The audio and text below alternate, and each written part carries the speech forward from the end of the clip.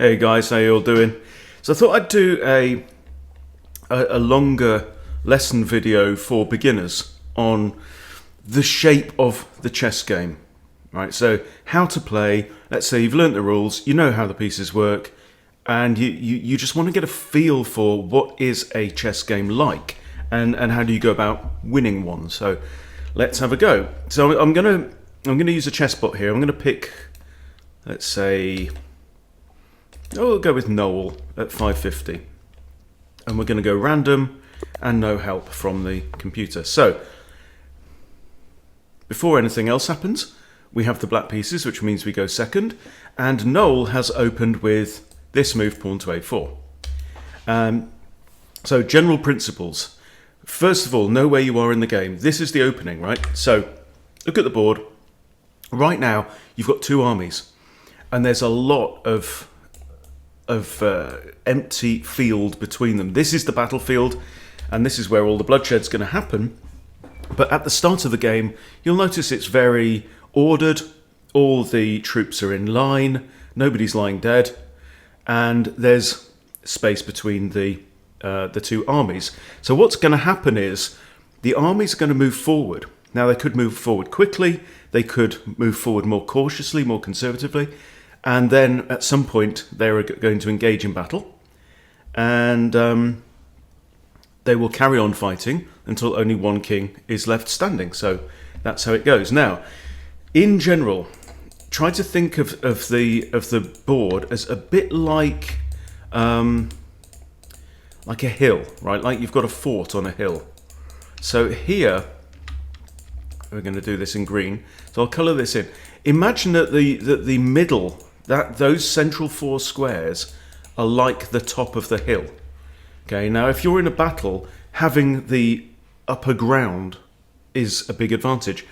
And the centre of the board there, those four central squares, is what we call the centre.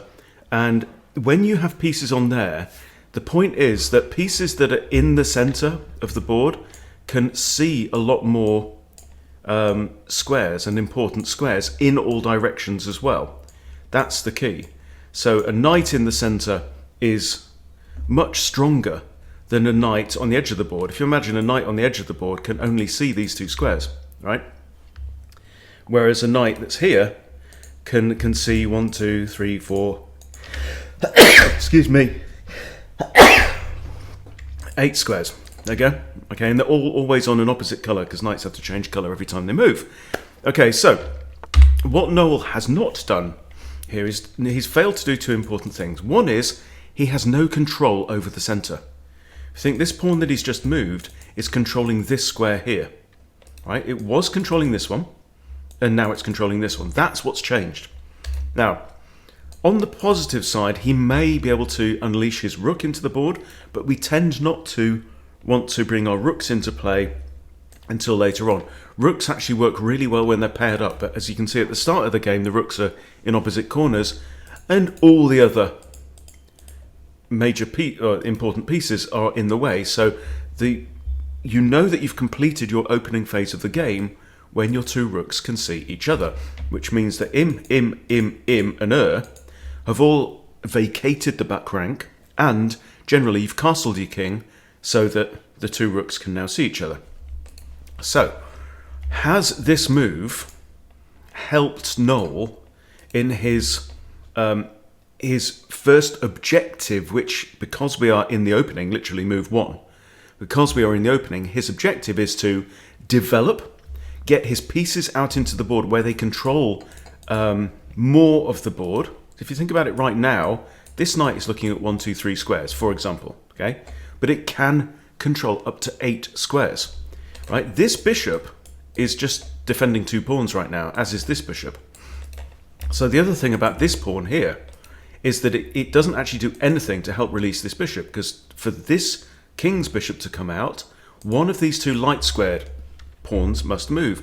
Likewise, for this bishop, right, one of these 2 dark squared pawns must move. Okay, those 2 pawns stay there for the entire game. That bishop's there for the entire game. It literally can't get out. There's no other way out. One of these pawns must eventually move for this bishop to play a part in the game. So He's not helped to develop this bishop. He's not helped to develop this bishop. The knights, because they're jumpers, right, can always get into the game. But bishops, not so much. And generally you want to... So the most common moves in chess are e4, moving the king's pawn, and d4, moving the pawn 2 squares, so that you put a piece in the center, or a pawn, and you control 2 squares in your opponent's half of the board, which is important. Okay, so what do we do? Well, I'm going to move one of these 2 pawns. And on balance, I will move the king's pawn. And the reason is because it unleashes this bishop. Well, not in that direction, obviously. Yeah, it unleashes this bishop on that diagonal, and also the queen. Right, so let's play pawn to e5. Hope all that makes sense. Okay, and chess.com is telling me this is called the crab variation, and we are unimpressed. I'm just going to do the same thing, right? I'm now controlling 1, 2, 3, 4 important squares in my opponent's half of the board. Now, Noel has now pushed pawn to e3. He's only pushed it 1 square. Now the point is, you see I've moved both my pawns 2 squares. So one benefit is they are controlling squares in my opponent's half, which means my opponent really can't put any of his pieces on these squares because they'll get gobbled up by pawn. The other good thing about moving your pawns 2 squares, if you can, you generally should, is that they're not in the bishop's way. So notice, remember at the start I said for a dark squared bishop you have to move one of these dark squared pawns. Done it. Yeah, pawn to e5. So this bishop here is now free to move about the cabin. Likewise, my opponent has allowed me to move pawn to d5, which is not in this bishop's way. If I'd moved it to d6, it'd be in the bishop's way, right? But now this guy is also free to move around. Okay, so with this move, Noel has allowed the king's bishop to come out into the board, because we've got 1, 2, 3, can't go there or there because of the pawns, right? So, but what he's done is he's actually put another pawn in the way of the queen's bishop. Now, so like we say, there's 2 ways for bishops to come out into the board. One is move your central pawns, or one of them, okay, and then they can come out in this direction. The other way is to move your knight's pawns, and then your bishop can come to this square or this square, or in this case, this one or this one, okay? Now, putting a bishop on your 2nd rank, or the 7th rank in the case of having the black pieces, is called a fianchetto. So very often you'll see players move a pawn, the knight's pawn forward 1 and stick the bishop behind it. And because bishops are long range, high speed pieces, they can act as snipers and sit there in their little sniper's nest and then take somebody's head off from long range later on in the game. So, opponent has not challenged our centre. We've got this lovely centre. So all I'm going to do now is I'm going to develop my knights. So in general, knights before bishops. Okay, and your knights will normally want to come 2 ranks forward and 1 in. Okay, 1 column in, 1 file. And the reason is because now look at this knight. You see, we talked about the centre. I have 2 pawns in the centre, so I'm actually occupying half of it. This knight is looking at that square, and this knight, and he's also looking at that square, okay? When this guy comes out, he's going to do the same and have control over the dark squares. And now look again. 1, 2, 3, 4 pawn moves he's made, yeah? So his first 4 moves have all been moving pawns. And as a consequence of that, this bishop is still unable to get out into the board. This bishop's actually quite spoiled with options. But he's not making life much easier for himself. Yeah, he's defending this pawn, yeah, but it's not going to work out well for Noel. So if you are a big, look, see, pawn move number 5. 5 moves, he's moved 5 pawns. Okay, so what do we do? So what my opponent is doing is kind of just pushing up the board with his pawns and trying to gain space, but he's doing it quite slowly. I actually have more in that I am controlling squares in my opponent's half of the board, and this knight is controlling this, and it's controlling that, and we've got double control over those. Right, so look at all that control I have, as well as, by the way, my bishop is controlling these squares. And this bishop is controlling this one as well, right? So these are all the squares in my opponent's half that I've got control over. And I'm controlling 8 squares in my opponent's half of the board, right? How many squares in my half is he controlling? 1, 2. That's it, right? Not very good. Okay, so now what I'm going to do, knights before bishops. So I want to develop both of my bishops. I want to get my queen off the back rank, and then I want to castle either long or short, connect my rooks, and then we've completed the opening phase of the game, and which is really kind of our preparation. You know, we're marching forward to engage the enemy, but when we engage the enemy, we want to do it with the upper hand, if possible, with an advantage, and that means gaining the high ground, and that is the high ground. The center of the board is the high ground, and then this stuff here is next best. If you imagine a knight inside this larger square can control its maximum range of 8 squares, whereas a knight that's outside of that is looking at fewer squares. All right, so now we could start to think about tactics. We could, for example, play the queen's bishop out to here and attack opponent's queen. A lot of beginners will see that and go, ooh, an attack, right? But then you've got to think, well, what's my opponent going to do? Well, my opponent could just push this pawn forwards, defended by the knight, defended by the queen. Then I have to spend my next move moving my bishop away again. So what have I achieved? Nothing, really. I've just prompted my opponent to make yet another pawn move. So I probably won't do that. Let's just develop quietly and see what Noel's going to do. Okay, so he's moved his bishop to here. So the first thing that I think is, well, what's changed? Okay, he's no longer defending that with a bishop, but he is defending it with queen and pawn. And this is the fianchetto that we talked about, right? Putting your bishop on the second rank. The bishop is looking at this pawn, which is defended once, twice, 3 times by the lady. Okay, now, should this pawn and this knight move, I notice that this pawn here on b7 is undefended. So, you know, I'm just making mental notes of what's changing on the board. All right, so we're not going to do anything clever. Just develop the other bishop. Now I want to move my queen. I want to castle. Okay, rook a2. Now, each phase of the game, the opening, the middle game, and the end game, has its own kind of default. Excuse me. So, like I say in the opening, what we're doing is we are marching our army forward, preparing to engage the enemy on favourable terms as much as possible. However, if you see an immediate tactical opportunity or an immediate tactical threat at any point, you can hit pause on your default plan and take a detour to do that. So, for example, one thing that I see here, right, the rook has moved to here. Now, the rook is a major piece. Nominally, it's worth kind of 5 points in terms of just counting material. So one thing I notice is, well, what's changed? Well, it's moved to this square, and now it's in line with this bishop. But the bishop can't take it. Why? Because this pawn is in the way on d5. So one thing I notice is, if I move this pawn, it comes with a threat. It's called a discovered attack.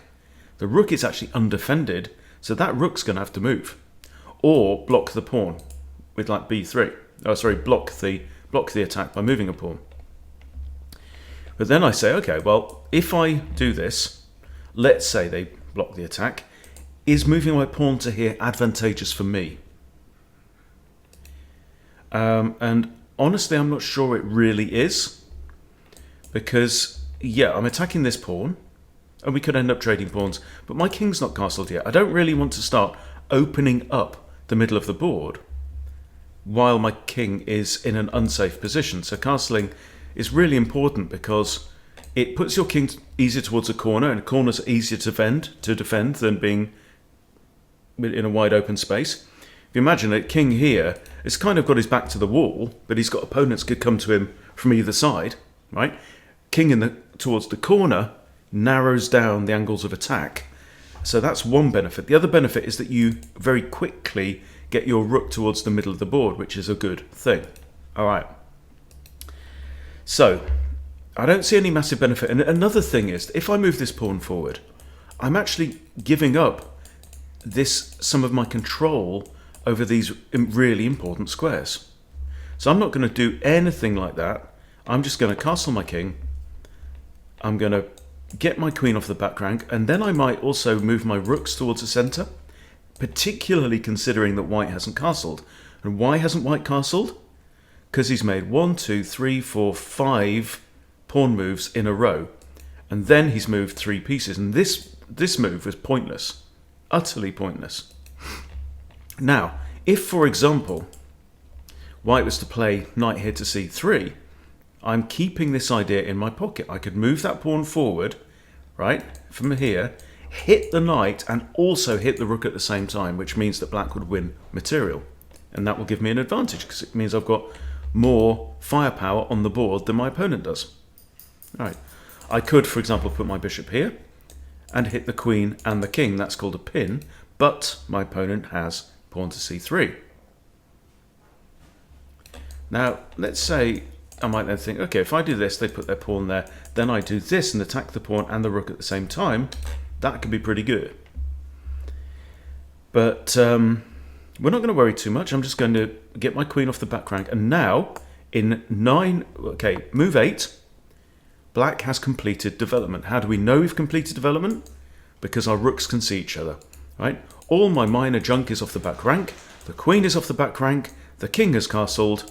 Happy days. The rooks are connected. That means they're both defending each other. And we've got super sentry control over the back rank. Anyone sets foot on that back rank, they're going to get blasted straight away. Now, so opponent has now played knight h3. The knight is defended twice. So, why did he play that move? And this is a really, I mean, it'll transform your game if you force yourself to sit there and go, okay, why did my opponent make that move? On every turn, every time your opponent moves, answer that question to your own satisfaction, right? Now, it may be my opponent's a complete dumb ass and has made a stupid move, right? But if that's what you decide, then great. It might be that your opponent doesn't know what to do and is just guessing and has just pushed wood, right? That is also valid, happens all the time. Or it might be that your opponent's got a cunning plan. Now, here, the knight obviously can't come to this square because it's controlled by a pawn and a bishop behind it. So all I can think is opponent wants to come here, right? Now, it's important not to stop thinking at that point and go, well, I must stop him doing that. You have to evaluate the level of any threat. So if he comes here, he's attacking my bishop. Now, I don't want him to take out my bishop. I like my bishops. I want to use my material to destroy my enemy. So I am going to push my pawn forward. Why? Because it is a prophylactic move, stopping the knight from coming to that square. Simple as that. Now the queen moves to e2 for reasons best known to opponent. I'm thinking I could put my queen here, and I'll explain why. Right, we know that white cannot castle queenside now. This is the long castle. The reason is because he's moved his rook. Like, you can't castle if you've moved your king at all, and you can't castle one way if you've already moved that rook. Okay, so if this rook was to move, no more castling. Even if it goes back to its starting square, if it's moved, can't castle. So he ain't castling this way. It's illegal, not allowed. So if he's going to get his king to safety, then he's going to go that away, kingside, which is the more common way. Now, if he does that, if I put my queen here, right, and if he castles, his king's going to go to this square, and rookie's going to go over here. And what that means is that the rook will no longer be defending the knight. And if the rook is gone, the only defender of the knight is this bishop. Now, if my queen is here, I've then got two attackers. I've got a queue of attackers, right? There. And if bishop takes, queen takes, that's two attackers, one defender, you win the material. Okay, now look. This knight has now come to d2. So he's now spent 11 moves. I completed development in 8 moves, which is the quickest you can do it, right? I've moved 2 pawns, 1 light squared, 1 dark squared, each of which releases a bishop, okay? because they came from here and the bishops started here. So the bishops have now gone from there and there. I've developed my knights, I've got my queen off the back rank, I've castled. Easy, right? Here we are on move 11. White is still a long way off, really. I mean, he's got to move either this or the knight now, and then move the bishop. So that's 2 moves, and then castle. And then if he wants to connect his rooks, he's got to put that one back on the back rank. So, not good. So what do we do here? Well, now we've completed development. Phase 1 complete, right? We are now, black is now in the middle game. White isn't in the middle game. White is still trying to complete development and get out of the opening. We are out of the opening. And so now our focus changes. Now our focus is about advancing towards the opponent, engaging the opponent, and generally building up to a strong attack. Now the strong attack might come right now, or it might come in another 30 moves. We don't know. But your general idea in the middle game is to improve. Okay. Now, and as I said before, if you see an immediate tactical threat to your position or a tactical opportunity, then you can, if you judge that it is worth going for, you can go for it. Okay, so here, for example, I see one.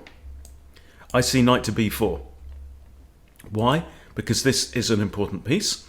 Okay, knights and bishops are worth a nominal 3 points. Rooks are worth 5.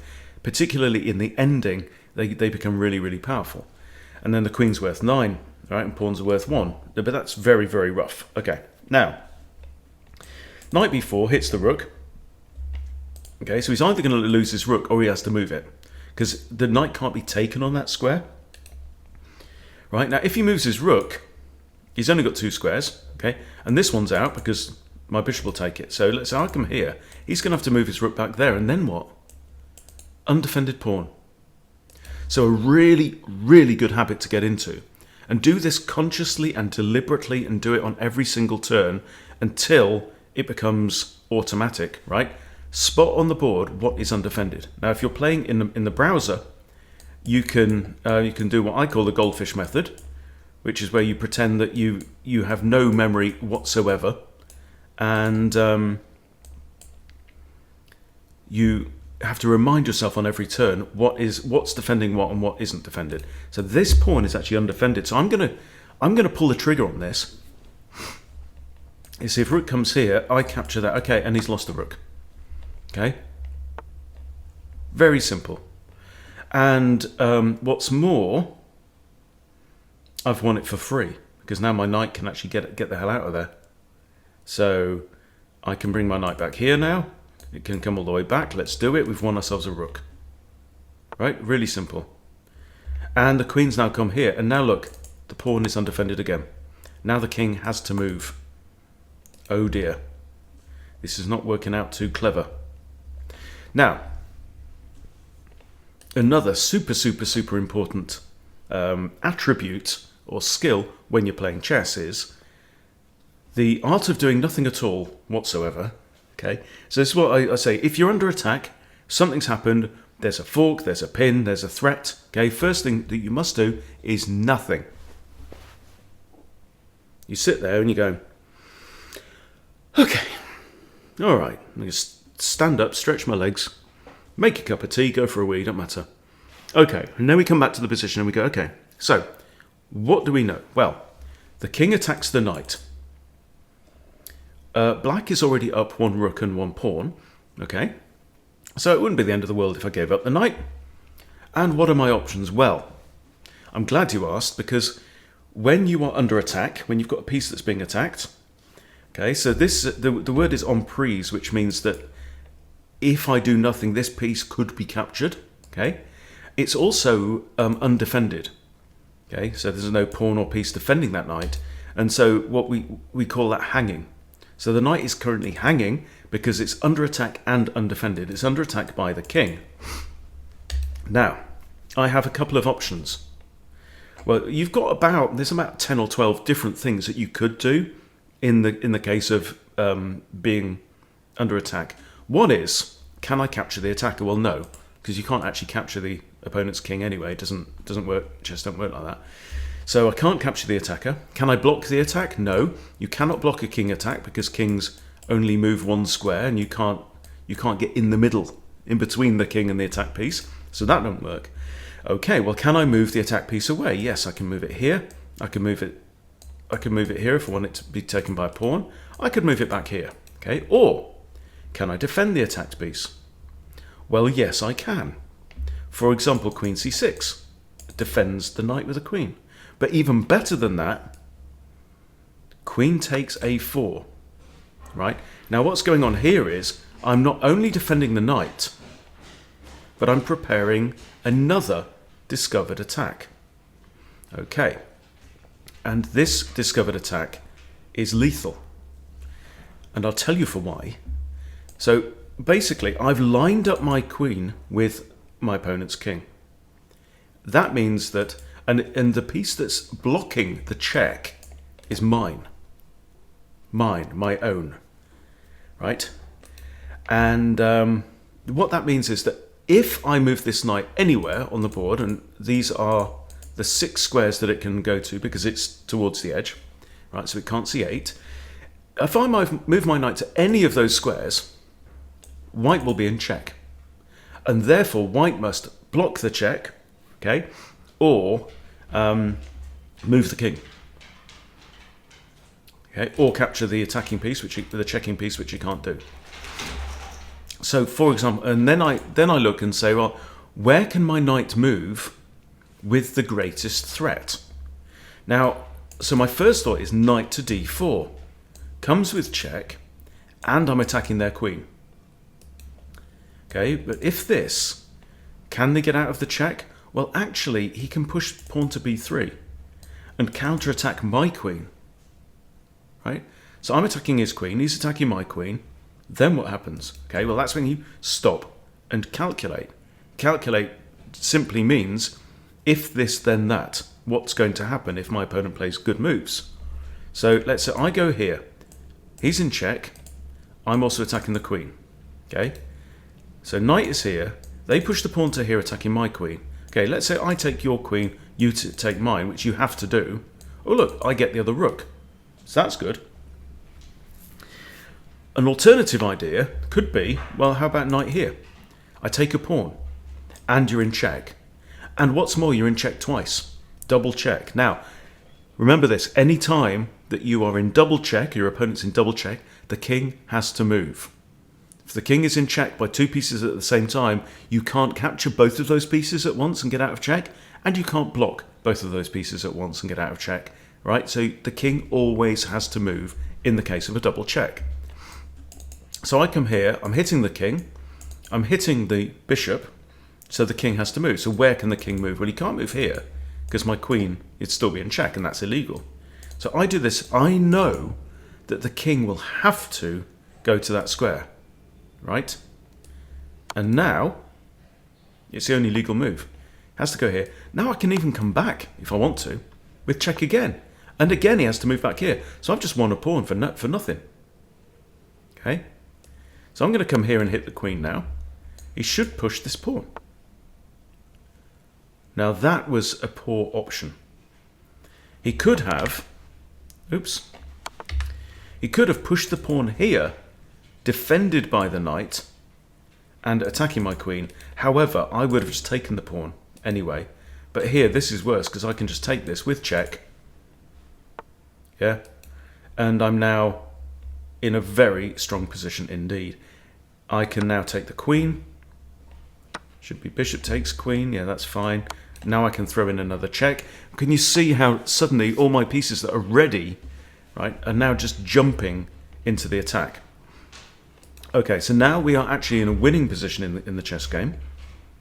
And again, the first thing to do is nothing at all.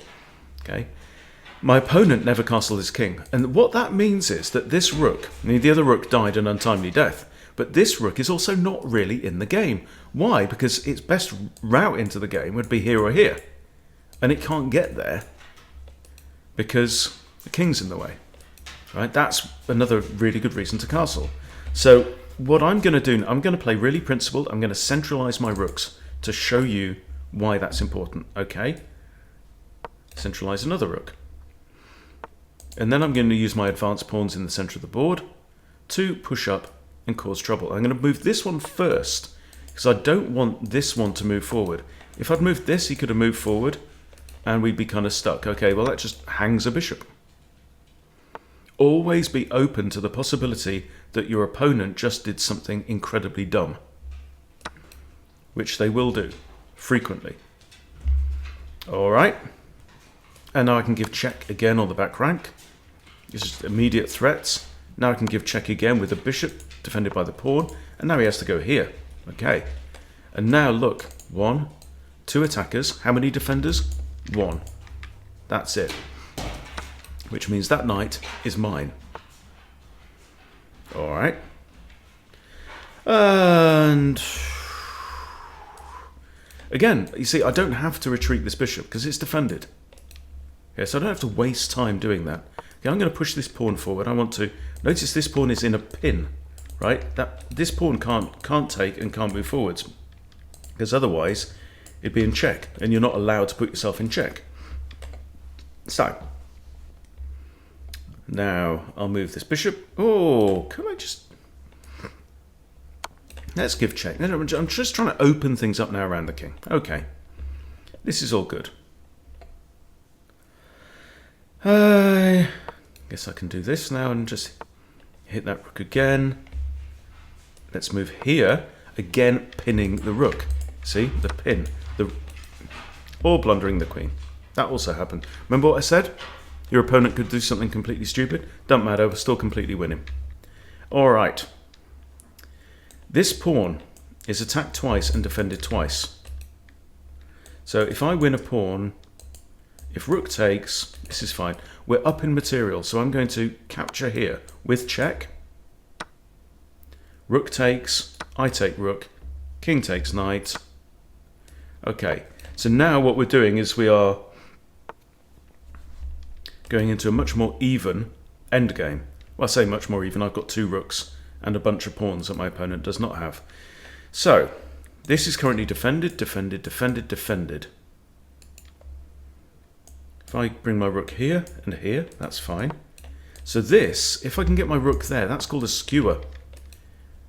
And a skewer is like a pin, right? If you imagine the king's there, and my rook comes to here and here, but in a pin, you've got a lower value piece that's in front of a higher value piece in the attacking kind of line of fire. In a skewer, you've got a high value piece in front of a lower value one. When the higher value one moves away, you get to capture the other guy. So that's that. Anyway, king's moved here now. And I am noticing that if I can put my rook here, my opponent has no squares. But I can't do that immediately. So I'm going to prepare to put this rook here where it defends this pawn, because currently this rook is the only defender of this pawn. Alright. So now this is a good move. He's attacking my rook, and my rook is the only defender of e5. So what I'm going to do is, remember what we said, whenever you're under attack, stop, consider all your options, right? Another option is a counter attack. So if I move my rook here, I'm attacking this undefended pawn. So I'm saying, okay, go ahead, take it with your king, right? But I win this pawn. In fact, I'm just going to win that pawn anyway, because he failed to take the pawn. Okay, and now this has moved. Nothing's defending this, so let's push the pawn forward and make this nice pawn chain. Good thing about that is these pawns are all defending each other. What that means is that my pieces don't have to waste time doing it. Okay, now it's time to bring my king into the game. King becomes very important now. And king's guarding, guarding, guarding, guarding. Rook's guarding all of these. Surely it's checkmate. There we go. Checkmate. The king has no legal squares, can't go anywhere. So, for all you... Now, I know that a lot of people have got into chess recently. So, if that's you, this video, especially for you, go over it once, twice, as many times as you need. I hope it was useful for you. Let me know in the comments what you think, and if you'd like more lessons like this as well. So other than that, please subscribe if you haven't subscribed. We're a small channel, just creeping up towards 10,000 subs right now, but the whole point of Chess Boot Camp is this exists for the beginner and for the improving player. All right. So yeah, please give me your feedback in the comments. Please subscribe. Thanks for watching. See you soon.